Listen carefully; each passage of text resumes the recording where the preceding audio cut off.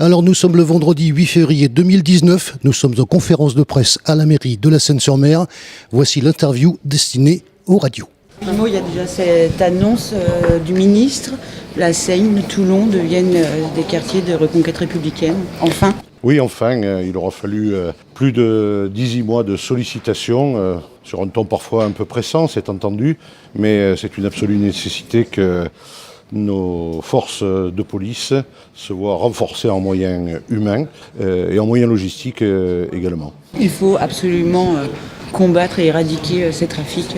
Oui, c'est absolument impossible. La population est non seulement exaspérée, mais également terrorisée pour une bonne partie d'entre elles. Et pas simplement les gens qui habitent dans l'environnement immédiat des lieux où s'exerce ce terrible trafic de drogue.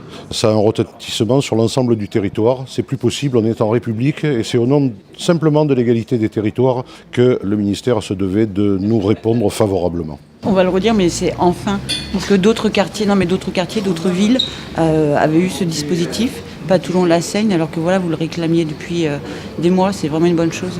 Oui, c'est une excellente chose et il était en effet pas normal que nous ayons eu le sentiment, en tout cas, d'avoir été oubliés. D'autres territoires qui connaissent des difficultés qui sont semblables aux nôtres avaient été choisis déjà dans la première vague de désignation de quartiers de reconquête républicaine, puisque c'est ainsi que s'appelle ce dispositif de renforcement des forces de police.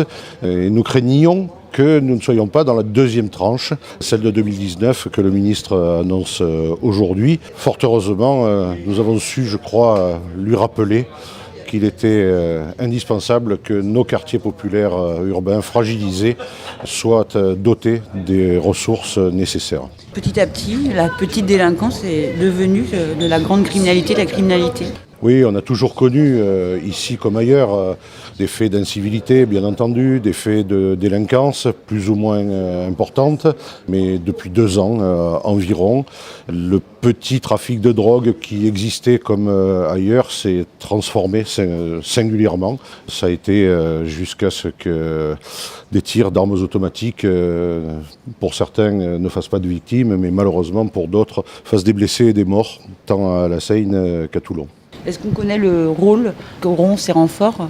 À ce jour, je ne sais pas précisément ce qui va en être, mais on est dans l'esprit de la police de sécurité du quotidien, dont nous souhaitons, en tout cas pour ce qui nous concerne à la Seine, qu'elle remplisse un petit peu le rôle de cette police de proximité que nous avions connue il y a quelques années.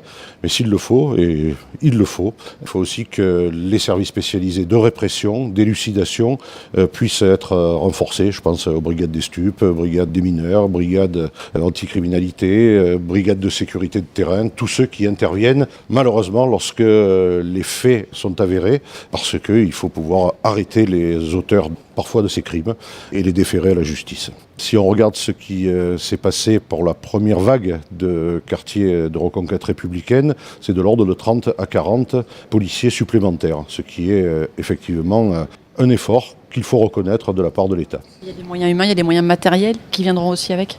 Les sites qui ont été déjà dotés ont eu en effet des moyens logistiques. Alors ça peut être des véhicules, ça peut être des outils de travail, des armes, des caméras que l'on porte sur soi.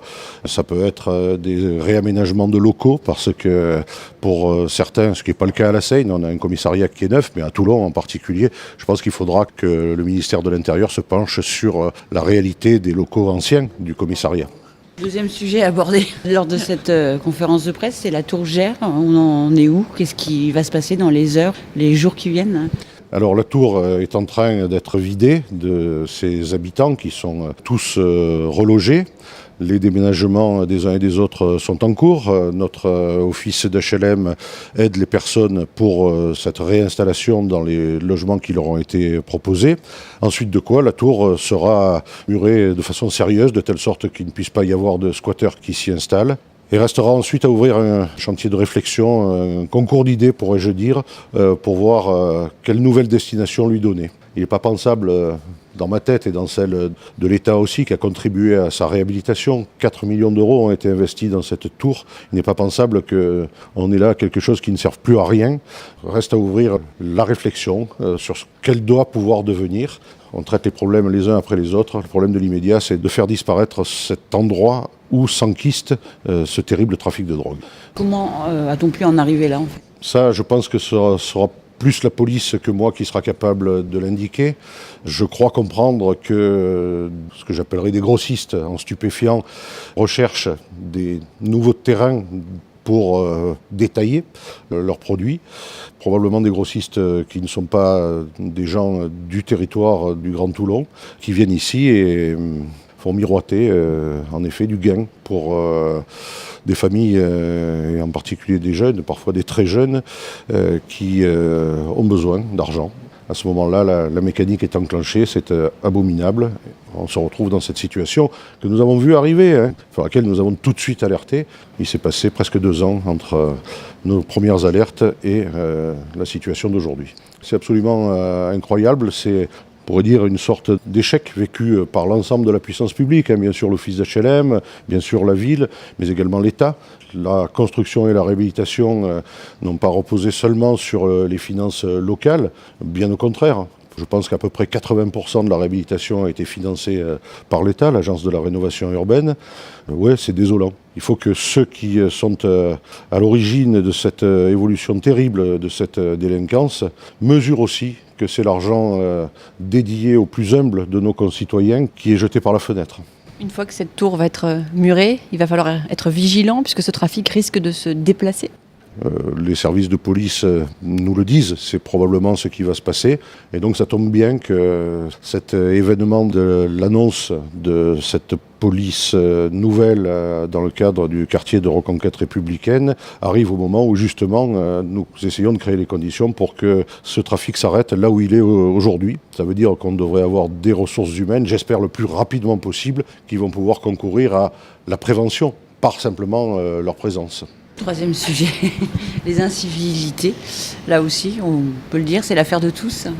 C'est le thème de la campagne que nous lançons aujourd'hui. L'idée est de créer les conditions pour que nos concitoyens prennent en charge eux-mêmes le plus possible la prévention des incivilités. Alors incivilités, c'est tout ce qu'on peut vivre au quotidien, des mégots jetés par terre, des encombrants qui sont laissés dans la rue, du tapage nocturne, une épave de voiture, etc. Si chacun y met du sien, on devrait y parvenir. Nous allons entamer donc une campagne de sensibilisation, d'explication, de prévention, donc, menée par une équipe de fonctionnaires qu'on appelle la brigade du cadre de vie, qui est composée de policiers municipaux de notre brigade environnement, d'agents de sécurité de la voie publique et de médiateurs, qui vont aller à la rencontre des gens dans la ville. Et ce, pendant à peu près 2 mois, 2 mois et demi, 3 mois, à l'issue de quoi nous passerons à la phase répressive, après avoir aussi informer nos concitoyens du tarif de la répression, notamment des amendes, qui peuvent aller de 11 € jusqu'à 135 € selon les manifestations d'incivilité. Et on fera en sorte que, du coup, ce sentiment d'insécurité qui est généré par toutes ces incivilités puisse reculer. Par ailleurs, ça représentera aussi, on l'espère, un effet bénéfique sur les finances locales, parce que toutes ces incivilités ont un coût.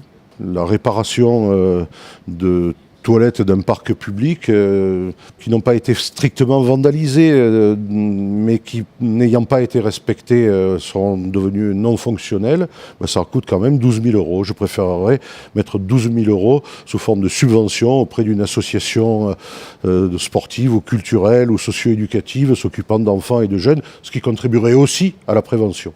On le dit tout le temps, la liberté de chacun s'arrête au moment où elle commence à freiner celle des autres. C'est simplement ça qui est en jeu. Il faut que chacun s'approprie pour lui-même et par lui-même son cadre de vie urbain. Je pense qu'on peut y arriver, il n'y a aucune raison. Il suffit simplement de temps en temps de rappeler le mode d'emploi, les usages sociaux, les codes qu'on doit respecter. On le fait donc par la pédagogie d'une part, et puis on le fait ensuite, après avoir bien expliqué, par la répression. Parce que ces petites incivilités créent aussi ce sentiment finalement d'insécurité. Oui, une ville qui est sale, ça génère des espaces dans lesquels les gens n'ont pas envie d'aller. Comme la nature a horreur du vide, ces espaces-là sont appropriés par d'autres qui, eux, commettent autre chose que des incivilités et qui y commettent des faits de délinquance. Et donc ça génère du coup une aggravation de l'insécurité dans la ville, alors qu'au départ, ce n'est jamais qu'un sentiment d'insécurité.